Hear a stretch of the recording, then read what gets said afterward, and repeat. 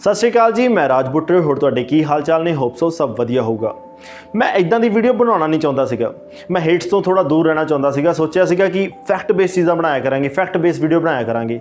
अपने जज्बातां ते, अपनी अंदरली अग ते, अपनी भड़ास के उत्ते थोड़ा कंट्रोल रखना, क्योंकि मेरी गंदी आदत, स्पैशली साढ़े सारे पंजाबियों की गंदी आदत कि असी सही होने के बावजूद सही जगह ते सही तरीके नाल गल नहीं रख पाते, जस्ट बिकॉज ऑफ दिस भड़ास। पर आ कंगना रनौत की घटिया सोच की घटिया जुबान ने साडे प्रोटेस्ट करते किसानों नूं अतवादी तक कहता। बर्दाश्त नहीं होया। फिर मैं अपने जज्बातों पर काबू किया तो सोचा कि नहीं, इनू सही तरीके नाल जवाब दिंदे आ। इनू दसदे आ कि किसान कितना महान आ, किसान की किन्नी क देन आ इस भारत नूं, ते भारत का हर नागरिक किन्ना क कर्जदार आ इस किसान का। एक किसान इन्ना महान आ कि सरकार के इन्ने धक्के के बावजूद इन्ने शांतमय ढंग नाल अपना प्रोटेस्ट कर रहा, ना कि तुहाडे ओह राजनीति के बनाए बाबियां दे चेलियां वांगू तोड़ भन्न करदा पिया, गड्डियां नूं अग्गा लाउंदा पिया, ना तुहाडी ओह बांदर सेना या वट एवर सेना वांगू बिना गल तो लोकां नूं तंग करी जांदा। पर इहदा मतलब ये भी नहीं कि डरपोक आ। साडी बहादरी के किस्से जां साडे जवाब देने के ढंग देखने तां साडा इतिहास फरोल के देख सकते हो। चलो बहुती गल्लां दे विच ना पैंदा होया तुहानूं दसदा कि साडा किसान किन्ना क महान आ, उहदी की देना, स्पैशली तुहानूं की देना। सुनो ध्यान नाल। 1947 ਦੇ ਵਿੱਚ ਜਦੋਂ देश आज़ाद होया तो पहले 10 साल ਦੇ ਵਿੱਚ ही इंडिया ਦੀਆਂ अनाज पिछे चीकां निकल गई सी। एक भुखमरी वर्गा माहौल बन गया सीगा, जिस तो बाद ग्रीन रेवोल्यूशन लेके आंदा गया। ग्रीन रेवोल्यूशन दे विच सब तो पहला पंजाब नूं चूज़ किया गया, क्योंकि पंजाब दे विच उपजाऊ जमीन भी सीगी ते इत्थे दे किसानां ते एक भरोसा भी सीगा कि इत्थों दे किसान मेहनती ने ते पूरे इंडिया नूं खवा सकदे ने। ते 1960 दे विच पंजाब दे विच ग्रीन रेवोल्यूशन लेके आंदा गया ते 1965 दे विच हरियाणे ते यूपी दे जिहड़े उपर लगदे एरिए सीगे इन्हां दे विच ग्रीन रेवोल्यूशन आया।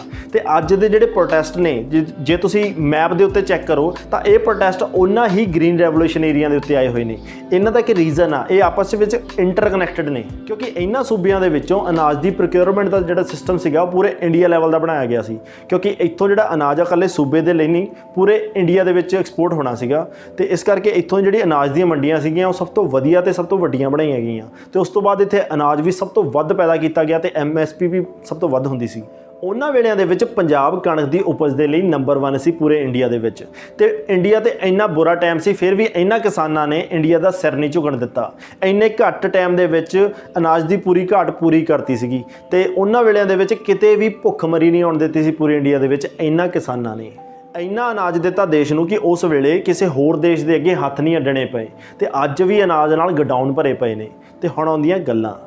तो दूजी गल, एक बार लाल बहादुर शास्त्री पंजाब के किसानों को एक रिक्वेस्ट लैके आए सी कि गुजरात के एक जमीन आ जिहड़ी बंजर आ ते बार्डर के नाल लगदी आ, मैं चाहुंदा कि वो ज़मीन नूं आबाद किया जाए, उत्थे खेती की जाए। पर साडे गुजरात के लोग बार्डर एरिया करके उत्थे खेती करन तो डरदे आ।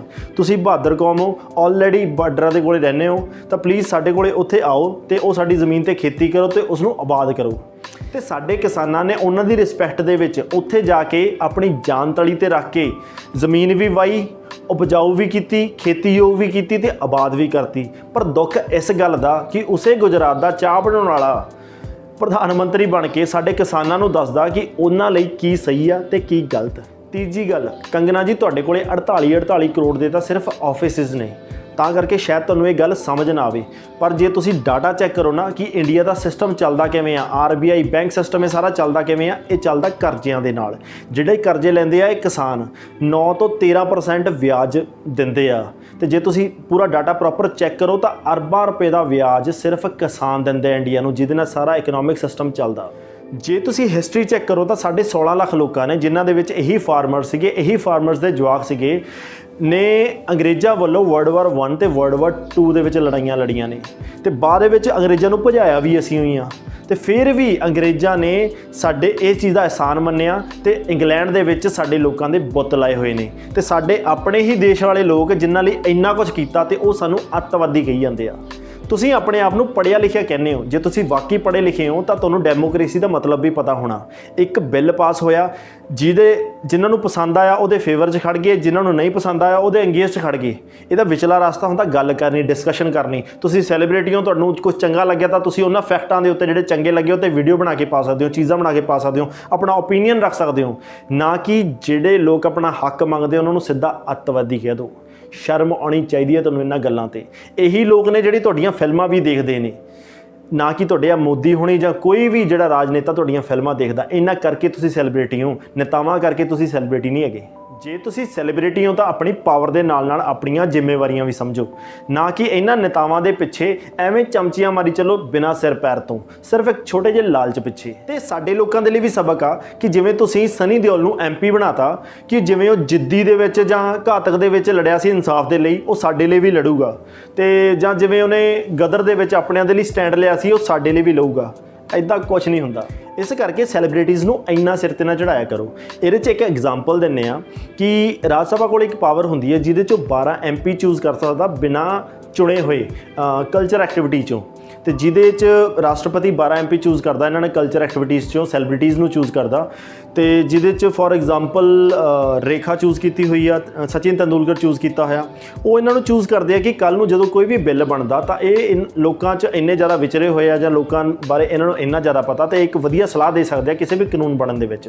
ਪਰ ਤੁਸੀਂ ਕਿੰਨੀ ਵਾਰ ਦੇਖਿਆ ਜਦੋਂ ਕੋਈ ਕਾਨੂੰਨ ਬਣਦਾ ਹੋਵੇ ਤਾਂ ਇਹ ਲੋਕ ਸਲਾਹ ਦਿੰਦੇ ਹੋਣ, ਬਲਕਿ ਇਹਨਾਂ ਲੋਕਾਂ ਦੀ ਉੱਥੇ ਹਾਜ਼ਰੀ ਵੀ ਨਹੀਂ ਹੁੰਦੀ। ਸਭ ਤੋਂ ਘੱਟ ਹਾਜ਼ਰੀ ਸੈਲੀਬ੍ਰਿਟੀਜ਼ ਦੀ ਹੁੰਦੀ ਹੈ।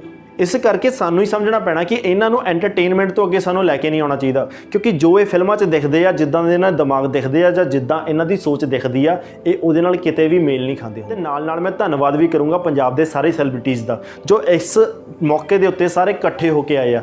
ਮੈਨੂੰ ਲੱਗਦਾ ਮੈਂ ਇੱਦਾਂ ਇਕੱਠੇ ਕਦੇ ਨਹੀਂ ਦੇਖੇ, ਲੜਦੇ ਬਹੁਤ ਵਾਰੀ ਦੇਖੇ ਇੱਕ ਦੂਜੇ ਨਾਲ, ਪਰ ਇਸ ਤਰ੍ਹਾਂ ਇਸ ਮੁੱਦੇ ਤੇ ਇਕੱਠੇ ਹੋ ਕੇ ਆਉਣਾ ਇਜ਼ ਰੀਅਲੀ ਮਾਈਂਡ ਬਲੋਇੰਗ। ਬਹੁਤ ਵਧੀਆ ਲੱਗਿਆ।